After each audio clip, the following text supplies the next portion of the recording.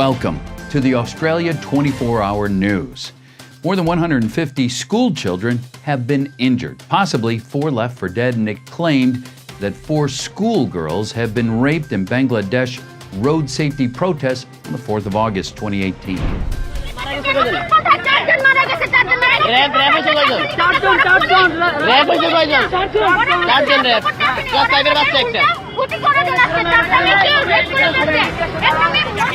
Please বলো ভাই আমার একটা ফ্রেন্ড ভাই ভাই ওরে নিয়ে গেছে ভাই মাইয়া ফ্রেন্ড লয়ে গেছে তোমাকে ওদের পার্টি সেন্টারে অনেক মেয়েকে রেপ করতেছে ওরা পাখারা দার বাইরে রোগ নাই কত দিন ধরে আমার গায়ে হাত দিছে তো আমার শুনে বসে It was the 7th day of an ongoing protest carried out by school children and students all over Bangladesh. Police and the supporters of Bangladesh's ruling party, Awami League, brutally attacked school children who were peacefully protesting poor road safety and widespread corruption in the transportation industry. For the last week, students have brought parts of the capital, Dhaka, to a standstill after 2 students were killed and several more injured by a speeding bus. Bangladesh's transport sector is widely seen as corrupt, unregulated, and dangerous.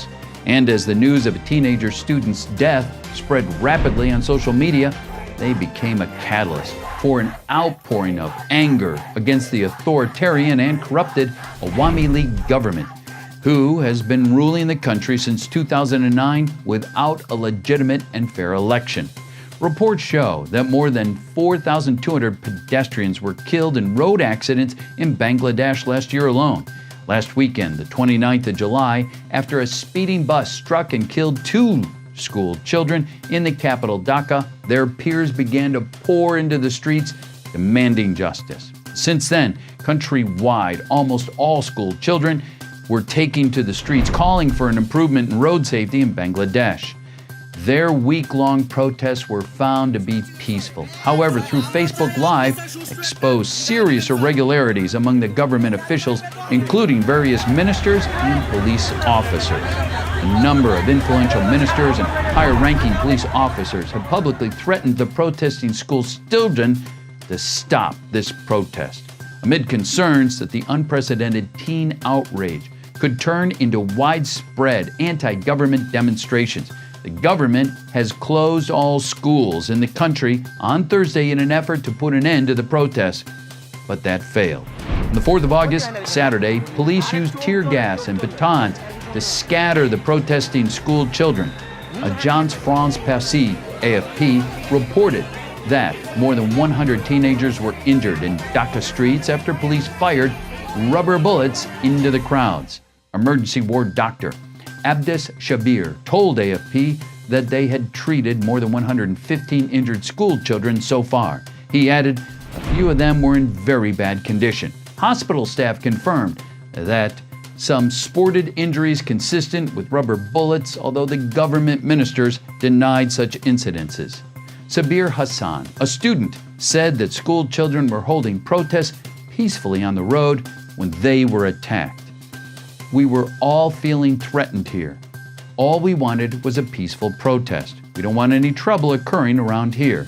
Yet rubber bullets were shot at children without any provocation.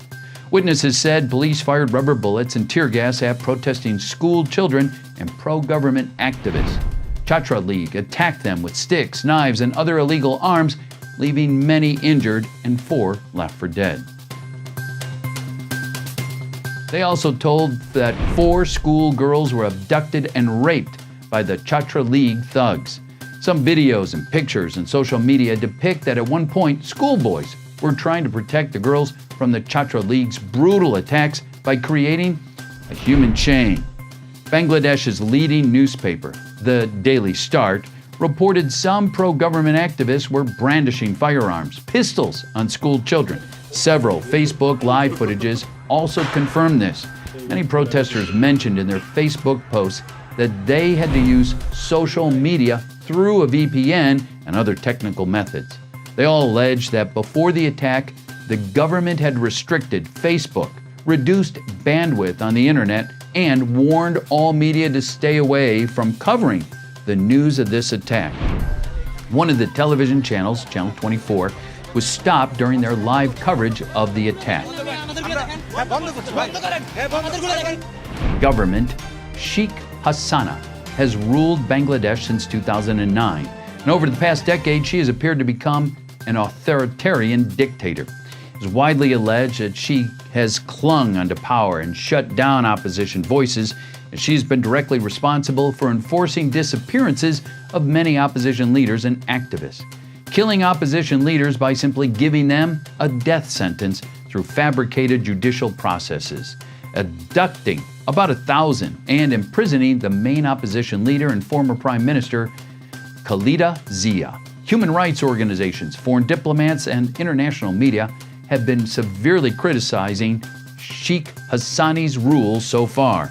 For over the past 10 years, she has remained almost unchallenged, except for a few uprisings which were stopped brutally.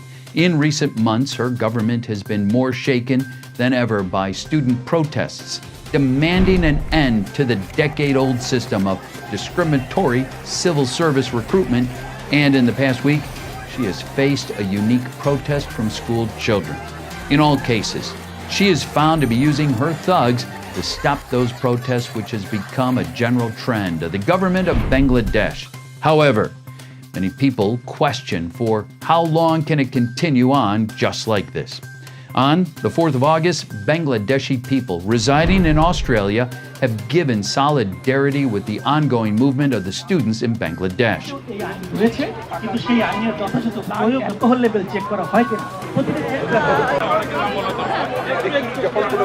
Protests likely to continue despite the day of violence as thousands of people, mainly parents of school children, university students, and general people, took to the street on Sunday morning, the 5th of August. Protesters want justice, a safer Bangladesh, and want to get rid of the corrupt government. Police and Chhatra League again attacked the protesters.